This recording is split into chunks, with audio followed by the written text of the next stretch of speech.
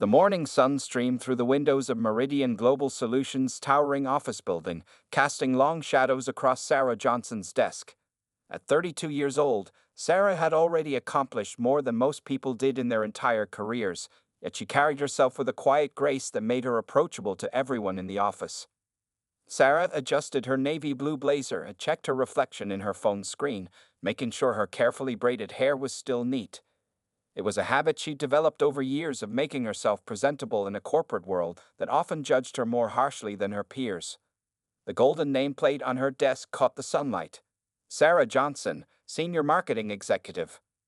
That morning was particularly special.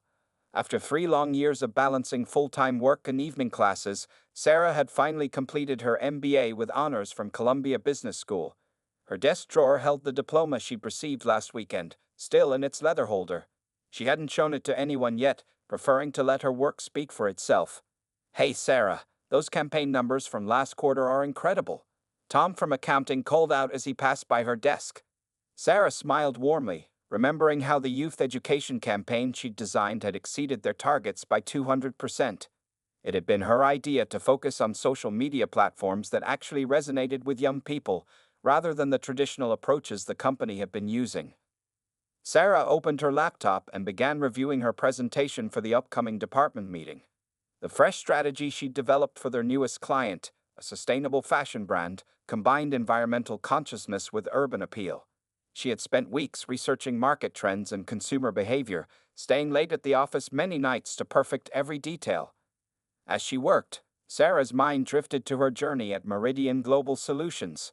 5 years ago, she had started as a junior marketing associate, taking on every project she could get her hands on. While others complained about the extra work, Sarah saw each assignment as an opportunity to learn and grow. She had worked her way up through the ranks, earning every promotion through pure merit and dedication. What none of her colleagues knew was that she could have started at the top, as the daughter of David Johnson, the founder and CEO of Meridian Global Solutions. Sarah could have walked straight into an executive position, but both she and her father had agreed that wasn't the right path. Real respect is earned, not given, he had told her over dinner the night before her first day as a junior associate. The decision to keep her relationship to the CEO private hadn't been easy, but Sarah knew it was necessary. She wanted to be judged by her abilities, not her connections.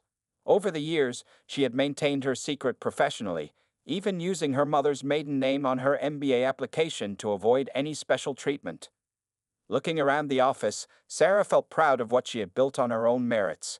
Her corner workspace was decorated with awards from various marketing competitions and thank you notes from satisfied clients. A small potted plant, a gift from her team after their successful holiday campaign, sat next to her dual monitors. The clock on her computer showed 9:45 a.m. The department meeting would start in 15 minutes, and Sarah knew this presentation could lead to her next big opportunity. There had been whispers about an opening for marketing director, and her track record made her a strong candidate. She gathered her materials and headed to the conference room, greeting colleagues along the way. As she walked, Sarah noticed a new face in the office, Mark Stevens, the recently hired middle manager from their competitor. He was standing by the water cooler, talking loudly about his previous successes. Sarah had heard through office gossip that he had strong opinions about traditional corporate culture and maintaining professional standards. She made a mental note to be extra prepared for any questions he might have during her presentation. Little did Sarah know that this ordinary Tuesday morning would mark the beginning of a chain of events that would not only test her professional resilience, but also challenge the very culture of Meridian Global Solutions. As she pushed open the conference room door, Sarah Johnson was about to face one of the biggest challenges of her career, one that would reveal not just her character, but the true colors of those around her. The conference room was packed by the time Sarah began her presentation. 20 pairs of eyes focused on her as she stood confidently at the front of the room, her slides displaying crisp graphics and market analysis for the sustainable fashion campaign. The morning light filtered through the blinds, casting thin stripes across the polished wooden table. "As you can see from these numbers," Sarah explained, pointing to a chart, "Gen Z consumers are willing to spend 30% more on sustainable products. Our campaign will target—" "Excuse me," Mark Stevens' voice cut through her presentation like a knife. He leaned back in his chair, arms crossed over his chest. But don't you think this is a bit unrealistic? I mean, given your background, how would you understand luxury market spending habits? The room fell silent. Sarah maintained her professional composure, though she felt her heart rate quicken. Actually, Mr. Stevens, these findings are based on 6 months of market research and focus groups. Focus groups? Mark laughed, glancing around the room as if sharing a private joke. Let me tell you what really works in this industry. I've been doing this for 15 years at Preston and Burke. He stood up, walking to the front of the room uninvited. Maybe in your community, sustainable fashion means something different, but our target demographic. Jennifer Chen, Sarah's direct supervisor, cleared her throat loudly. Mark, Sarah has the floor. Please take your seat. But Mark wasn't finished. He waved his hand dismissively at Sarah's carefully prepared slides. Look, I'm just trying to maintain our company's standards here. We can't risk our reputation on experimental approaches. Some of us had to work very hard to get where we are. We can't all rely on diversity quotas. Several gasps echoed around the room.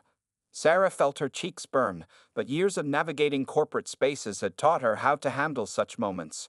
She straightened her spine and looked Mark directly in the eyes. Mr. Stevens, she said, her voice steady and clear, the data speaks for itself. Our previous campaign using similar strategies increased client revenue by 40%. If you'd like to review the full research report, I'd be happy to share it with you after the meeting. Mark's face reddened. Now listen here. That's enough, Mark. Jennifer stood up, her expression stern. Sarah, please continue your presentation. The numbers are impressive, and I'd like to hear more about the social media strategy. For the next 15 minutes, Sarah delivered the rest of her presentation flawlessly, even as Mark muttered comments under his breath. She could see her colleagues' reactions. Some looked uncomfortable, others angry, and a few were furiously taking notes on their phones, documenting every inappropriate comment Mark made. After the meeting, people lingered in the conference room. Mark stormed out, bumping against Sarah's shoulder as he passed. This isn't over, he muttered, just loud enough for her to hear. Sarah, do you have a moment? Jennifer asked, waiting until everyone else had left. She closed the door and turned to Sarah with concern in her eyes. What happened today was completely unacceptable. I want you to know I'm documenting everything and taking this to HR immediately. Sarah nodded, finally allowing her shoulders to relax slightly. Thank you, Jennifer. I appreciate your support. You handled that incredibly well, Jennifer said, shaking her head. But you shouldn't have to handle it at all. Mark's behavior was textbook discrimination.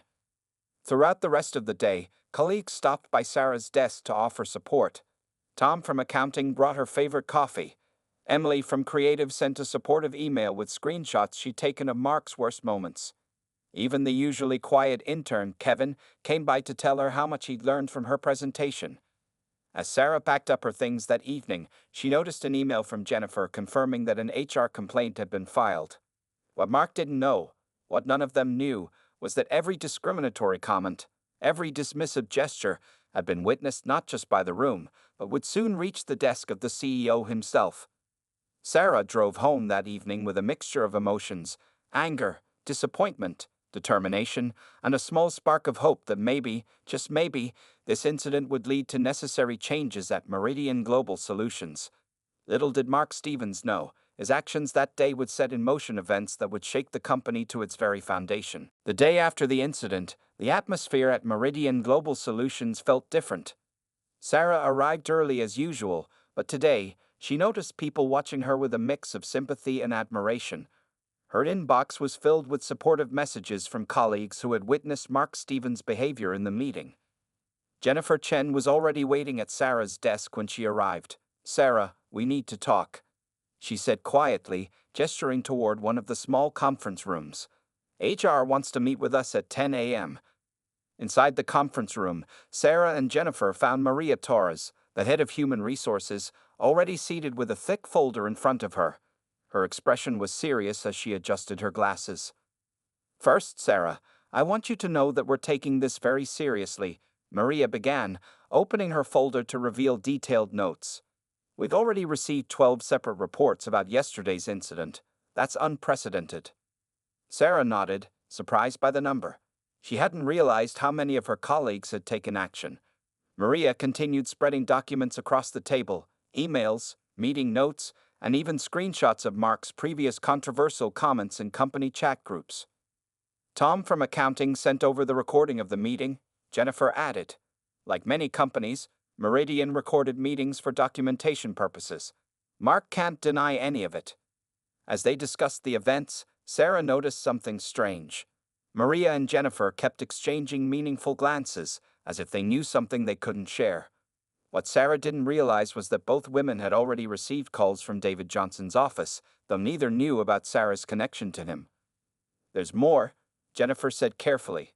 3 other employees have come forward with similar experiences involving Mark. It seems this wasn't an isolated incident. The meeting continued for an hour, with Maria taking detailed notes of Sarah's account. As they wrapped up, Maria paused, choosing her words carefully. The executive team will be reviewing this case personally. I can't say more, but I want you to know that changes are coming. Throughout the day, support came in various forms. Emily from Creative brought Sarah lunch from her favorite Thai restaurant. We can't let him win, Emily said firmly, placing the warm container on Sarah's desk. Your presentation was brilliant, by the way. That sustainable fashion campaign, pure genius. Even James, the quiet manager who rarely spoke to anyone, stopped by her desk. I've secured all the meeting recordings, he said in a low voice. Made multiple backups too, just in case. Around 3 p.m., Sarah received an unexpected visit from Patricia Martinez, one of the senior board members.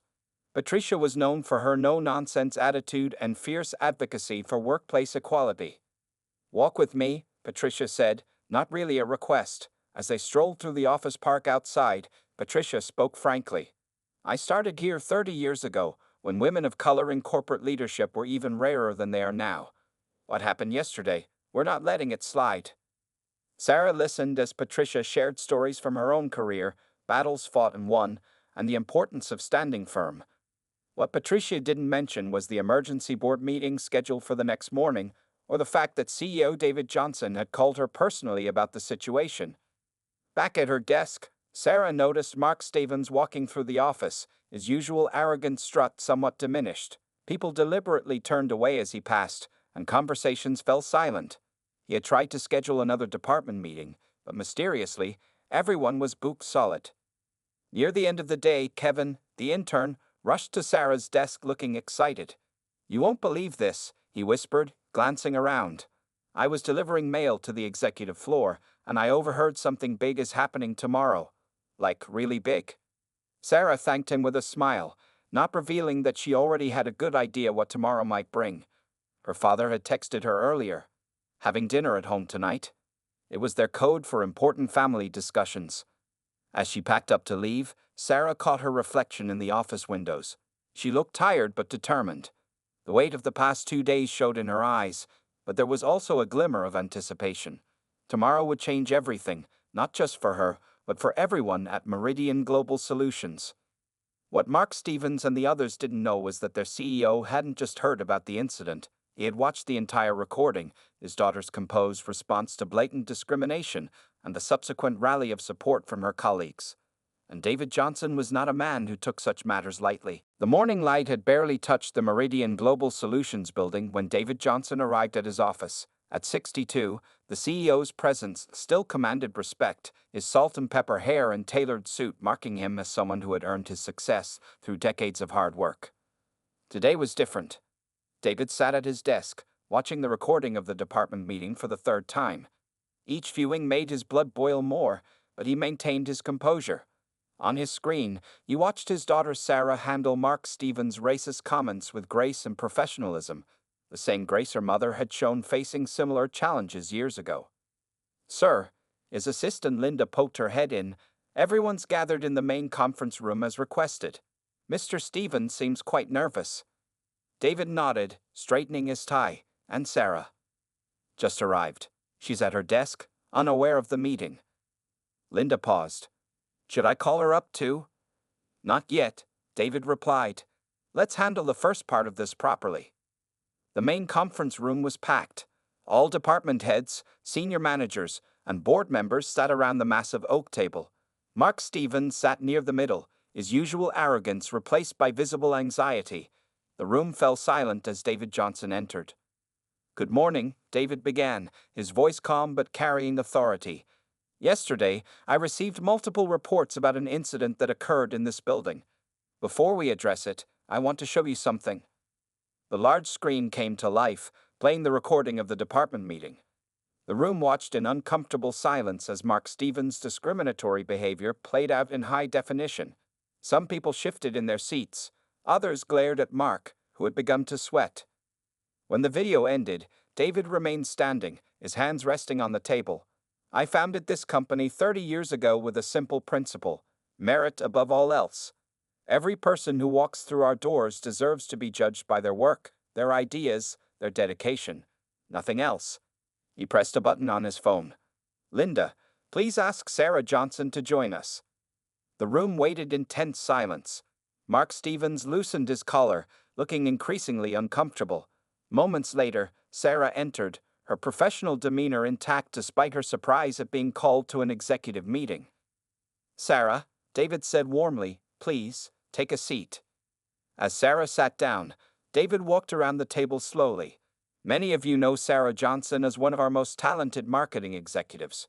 Her campaigns have increased our revenue by millions. She earned her MBA while working full-time. Her recent sustainable fashion campaign strategy is brilliant." He paused behind Mark's chair. "What most of you don't know is that Sarah Johnson is my daughter." The revelation hit the room like a thunderbolt. Gasps and whispers erupted. Mark Stevens' face turned pale, his eyes darting between Sarah and David in horror. 5 years ago, David continued, Sarah chose to start at entry level, using her mother's maiden name professionally. She wanted to earn her success, not inherit it. Yesterday, Mr. Stevens, you questioned her understanding of our market. You suggested she was here because of diversity quotas. Mark began to stammer. "Mr. Johnson, I had no idea." "That's precisely the point." David cut him off. "You shouldn't need to know who someone's father is to treat them with respect. Sarah's work speaks for itself. The fact that she's my daughter doesn't make your behavior worse. It makes it exactly as unacceptable as it would be toward any employee." Sarah sat quietly, watching her colleagues process this information. Jennifer Chen smiled knowingly. She had suspected something when the CEO's office had called her so quickly about the incident. "Today," David announced, "we're not just addressing one incident. We're making fundamental changes." He distributed folders to everyone present. Inside, you'll find our new comprehensive diversity and inclusion initiatives. Mark, you'll find your formal reprimand and the conditions for your continued employment, if you choose to accept them. The room buzzed with energy as people opened their folders. Sarah caught her father's eye and gave him a subtle nod of appreciation. This wasn't just about her anymore. It was about setting a standard for the entire company. "One more thing," David added, his voice carrying across the now silent room. "Starting next month, Sarah will be heading our new merit advancement program. She's earned it, just like she's earned everything else in her career." The truth was out, and with it came the promise of real change at Meridian Global Solutions. Mark Stevens sat slumped in his chair, finally understanding the full magnitude of his actions. But this wasn't just about his downfall. It was about rising above prejudice and creating a workplace where merit truly mattered more than anything else. The next morning, Meridian Global Solutions buzzed with activity unlike anything before. News of Sarah's true identity and Mark Stevens' humiliation had spread through the office like wildfire. David Johnson had launched a company-wide investigation into workplace culture, and today was when it truly began. Maria Torres from HR had transformed the third-floor conference room into an investigation headquarters. Stacks of employee feedback forms covered the tables, and a large whiteboard displayed a timeline of reported incidents. She looked up as Sarah entered the room. "Perfect timing," Maria said, gesturing to a chair. "We'd already received over 200 responses to the workplace culture survey. People are finally speaking up." Sarah picked up one of the anonymous feedback forms and began reading. The stories made her heart sink. Other employees had faced similar discrimination, but had stayed silent out of fear. One account described how Mark had passed over a qualified Asian programmer for promotion, claiming she wouldn't fit the team dynamic. "There's more," Jennifer Chen said, walking in with a thick folder. "Remember Lisa from marketing who left last year? She just emailed me her resignation letter from back then. She had specifically mentioned Mark's behavior, but it was swept under the rug by his friend in middle management." David Johnson joined them an hour later, his face serious as he reviewed the growing evidence. "I should have done this investigation years ago," he admitted, rubbing his temples. "Sometimes we get so focused on business growth that we miss the rot spreading beneath the surface." As they worked through the documentation, Patricia Martinez burst into the room, her usually perfect hair slightly disheveled from rushing. "You all need to see this," she said, connecting her laptop to the room's screen. She pulled up a series of emails from Mark Stevens' corporate account. The emails revealed a disturbing pattern. Mark had been part of an informal group of managers who called themselves the Old Guard. They had been systematically undermining diverse candidates and employees, sharing inappropriate jokes, and even coordinating their feedback to prevent certain people from advancing. "This goes deeper than just Mark," Sarah said quietly, reading through the emails. "It's an entire network." David stood up, pacing the room. "Then we'll root out the entire network. Maria, I want a complete audit of all promotion decisions from the past 3 years. Jennifer, gather performance reviews. Let's look for patterns. Patricia, work with legal to review our policies." Sarah watched as the investigation expanded. Employee after employee came forward, sharing stories they'd kept hidden for years. The Old Guard had created an invisible barrier that had held back countless talented individuals.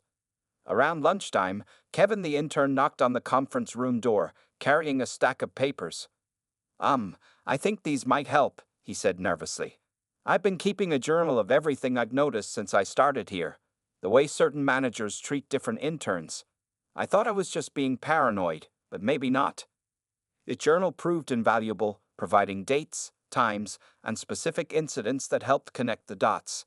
Sarah realized that sometimes the most important observations came from those who seemed to be watching from the sidelines.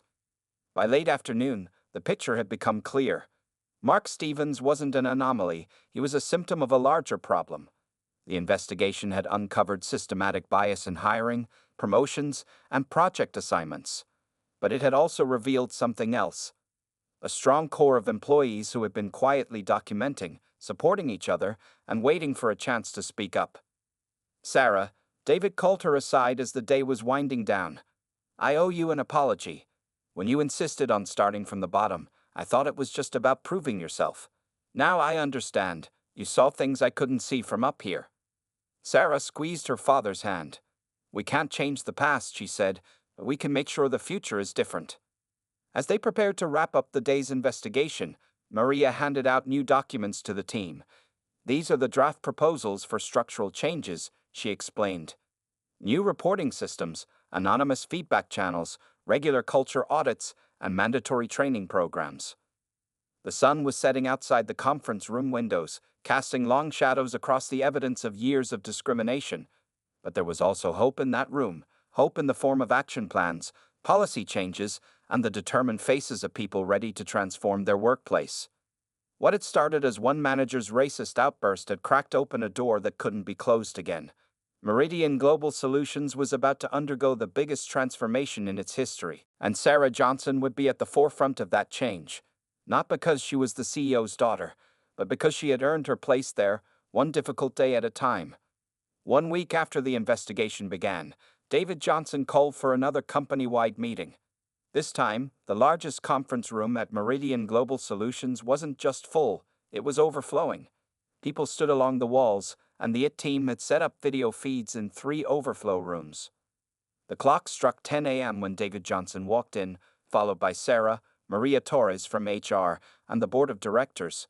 Mark Stevens sat in the front row, looking like he hadn't slept in days. His usual expensive suit appeared wrinkled, and his confidence had vanished completely. "Good morning," David began, his voice firm but controlled. "Over the past week, we've uncovered things about our company that disturb me deeply. Not just as your CEO, but as a human being." He clicked a button, and the screen behind him came to life. Charts and graphs appeared, showing clear patterns of discrimination in promotions and project assignments. These numbers tell a story, David continued. A story of talented people being pushed aside, of voices being silenced, a potential being wasted. The room was so quiet you could hear the air conditioning hum. Sarah watched as her colleagues' faces showed different emotions: shame from some, vindication from others, and determination from many. Mr. Stevens, David said, turning to face Mark directly, would you care to explain this email chain? On the screen appeared messages from the Old Guard group, their discriminatory contents now exposed for everyone to see. Mark stood up shakily. Mr. Johnson, I can explain. Please do. David interrupted. Explain why you and your friends thought it was acceptable to mock employees' accents in private messages. Explain why you labeled certain resumes as culture risks based on candidates' names. Explain why you felt threatened by my daughter's success, even before you knew she was my daughter. Mark's face turned red. It was just workplace banter. We were maintaining professional standards. You can't blame us for wanting to protect the company's image. Protect. Sarah stood up, her voice clear and strong. Let me tell you about protection, Mr. Stevens. Last year, Lisa from marketing protected herself by quitting rather than face daily harassment.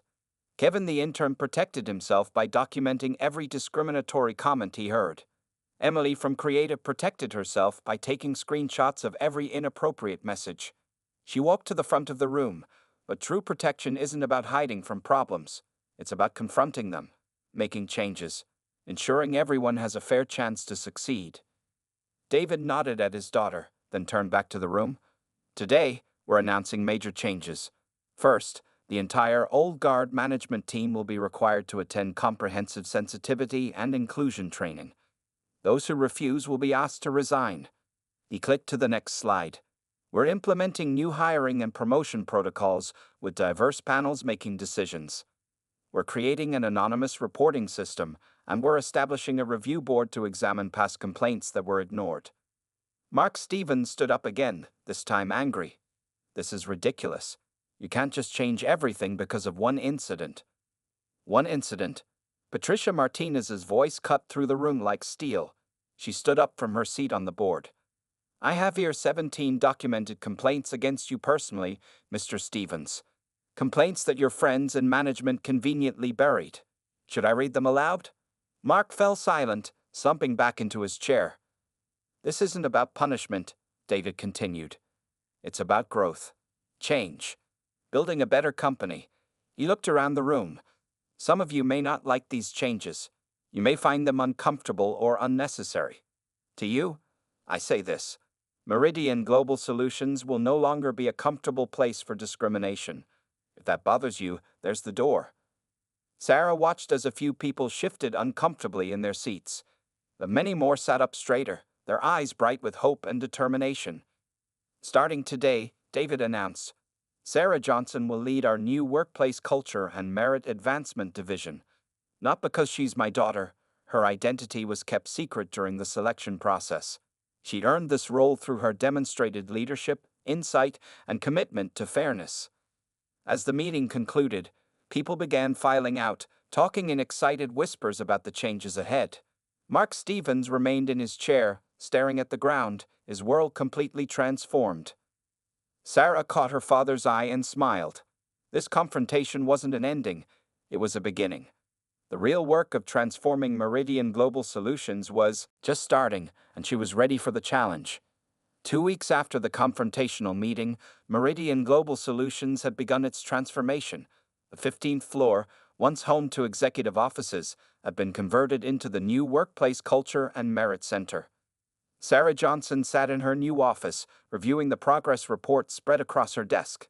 Mark Stevens stood outside her door, waiting for his scheduled meeting. Gone was his designer suit, replaced by business casual attire that matched his new position. The demotion to junior analyst had been a bitter pill to swallow, but it was either this or resignation. Come in, Mr. Stevens, Sarah called, her voice professional and neutral. As he entered, she noticed how different he looked, humbled, perhaps even a little ashamed. Please, sit down, she gestured to the chair across from her desk. Let's review your first 2 weeks of sensitivity training. Mark pulled out his progress folder with slightly trembling hands. I've completed all the assigned modules, he said quietly. And I've been working with Dr. Rodriguez, the diversity consultant. Sarah opened her own copy of his progress report. The notes from Dr. Rodriguez were detailed. Mr. Stevens shows initial resistance but growing understanding, particularly impacted by role reversal exercises and personal stories from colleagues. Tell me what you've learned, Sarah said, putting down the report and looking directly at him. Mark was quiet for a moment. I never thought about how it felt on the other side, he began. In training, they had us listen to recordings of our own comments played back to us. It was uncomfortable. I really heard myself, for the first time. Sarah nodded, remembering how Dr. Rodriguez had described this breakthrough moment. Continue. Yesterday, Lisa, the marketing manager who quit last year, she came back as a guest speaker in our training. Mark's voice cracked slightly. She described how her children would ask her why she was crying after work. I have kids too. The thought of someone making my daughters feel that way. He paused, collecting himself. I know saying sorry isn't enough, but I am sorry, and I want to do better. Sarah pulled out another document. Your team has provided feedback on your progress. Kevin, who you once dismissed as just an intern, says you've started actually reading his project proposals. Emily notes that you've stopped interrupting women in meetings. These are small steps, but important ones. Outside the office, the new Merit Center was buzzing with activity. Through the glass walls, Sarah could see diverse teams working together, attending workshops, and engaging in honest discussions about workplace culture. The change was visible, tangible. Mr. Stevens, Sarah continued, you're not the only one learning. Our entire company is learning. Yesterday, we had 5 former employees contact us about returning. They saw our changes on LinkedIn and want to be part of the transformation. She stood up and walked to the window overlooking the city. Do you know why we didn't fire you, Mr. Stevens? Why we offered this chance at redemption? Mark shook his head. Because true change isn't just about punishing wrong behavior. It's about transforming it. You've held significant influence in this company. Now you can use that experience to influence positive change instead. Sarah returned to her desk and pulled out a new document. Starting next month, as part of your rehabilitation program, you'll be sharing your story with other companies. You'll talk about what you learned, how you changed, and why it matters. Your first presentation will be at the Corporate Leadership Conference. Mark's eyes widened. You want me to publicly admit everything? Accountability isn't just private, Mr. Stevens. Real change requires real honesty. As Mark left her office, Sarah saw her father watching from the doorway. David Johnson entered, looking proud but also thoughtful. How's that reform program going? He asked, sitting down. Better than expected, Sarah replied. The old guard members who stayed are actually making progress. Those who resigned, well, their LinkedIn profiles show they're having trouble finding new positions. Companies are more aware now. David nodded. Your mother would be proud, you know. She always said change comes not from pushing people down, but from lifting them up to see a better way. Sarah smiled, picking up the next file on her desk. It was a proposal for expanding their reform program to other companies, sharing their learning and transformation process. The path to change wasn't easy, but Meridian Global Solutions was proving that accountability, when paired with opportunity for growth, could transform not just individuals, but entire corporate cultures. 6 months had passed since the day Mark Stevens made his discriminatory comments in that fateful meeting. The Meridian Global Solutions building looked the same from the outside, but inside, everything had changed. Sarah Johnson stood at the podium of the National Business Leadership Conference, facing an audience of over 1,000 corporate leaders from across the country. The spotlight shone on her as she prepared to deliver the keynote speech about her company's transformation. 6 months ago, Sarah began, her voice clear and confident. I was a marketing executive facing discrimination in my workplace. Today, I stand before you not just as the head of our merit advancement program, but as living proof that change is possible. In the audience, she could see her father, David Johnson, sitting proudly in the front row. Behind him sat Jennifer Chen, Maria Torres, and even Mark Stevens, all there to support the message of transformation. Our company's story went viral, Sarah continued, clicking to show headlines on the screen behind her. But this isn't just about one racist manager or one brave employee. It's about creating lasting change in corporate America. She shared the statistics that made other CEOs in the audience sit up straighter. Employee satisfaction up by 60%, productivity increased by 45%, and diversity in leadership positions had doubled. The company's revenue had grown by 35% since implementing the new inclusive policies.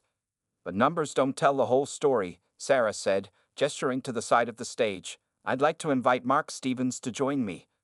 Mark walked onto the stage, no longer the arrogant manager he had been 6 months ago. He stood at the second podium, facing the audience with humility. My name is Mark Stevens, he began, his voice steady. 6 months ago, I was the villain in this story.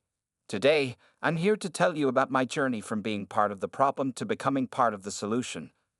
The audience listened intently as Mark described his transformation, the training, the self-reflection, and the hard work of changing deeply ingrained beliefs. Several people wiped tears from their eyes as he shared stories of employees he had hurt and how he was working to make amends. After Mark's powerful testimony, Sarah returned to the podium. Change isn't just about policies and procedures, she explained. It's about creating a culture where everyone can thrive. At Meridian, we've implemented what we call the Merit Matters program. She clicked through slides showing their new initiatives: blind resume screening, diverse interview panels, mentorship programs, and regular cultural competency training. The audience took furious notes as Sarah shared practical steps for implementing similar changes in their own companies. But our proudest achievement, Sarah said, smiling, is our corporate reform network. She revealed their latest project, a partnership with 50 other major companies to share resources, training programs, and success stories in creating inclusive workplaces. From his seat, David Johnson watched his daughter with pride. The company he had built was becoming something even greater under her influence. He noticed other CEOs nodding along with her words, some already pulling out their phones to schedule meetings with their HR departments. Near the end of her speech, Sarah shared a personal moment. My father, our CEO, once told me that real respect is earned, not given. That's why I started at the bottom of our company, using my mother's maiden name. What I learned is that respect isn't just about individual achievement. It's about creating an environment where everyone has a fair chance to earn it. The conference hall erupted in applause as Sarah concluded her speech. As people stood for a standing ovation, Lisa, the employee who had quit and later returned, rushed onto the stage with exciting news. Their story had just been picked up by a major news network, and companies across the globe were reaching out to learn from their example. In the following reception, Sarah found herself surrounded by business leaders eager to implement similar changes. Mark Stevens stood nearby, sharing his perspective with a group of managers about the importance of confronting their own biases. You've started something remarkable, David said, joining his daughter at the refreshment table. This is bigger than Meridian now. Sarah smiled, watching the room full of influential people discussing real, meaningful change. Sometimes, she replied, it takes one moment of darkness to help us see the light. What happened 6 months ago was terrible, but look at the change it sparked. As the evening wound down, Sarah looked out at the city skyline from the conference center's windows. In offices across those buildings, people faced the same challenges she had faced. But now, thanks to their story and their example, change was coming. Real, lasting change that would open doors for countless others walking the same path she had walked. The incident with a racist manager had become more than a story of personal triumph. It had become a catalyst for transformation in corporate America. And this was just the beginning.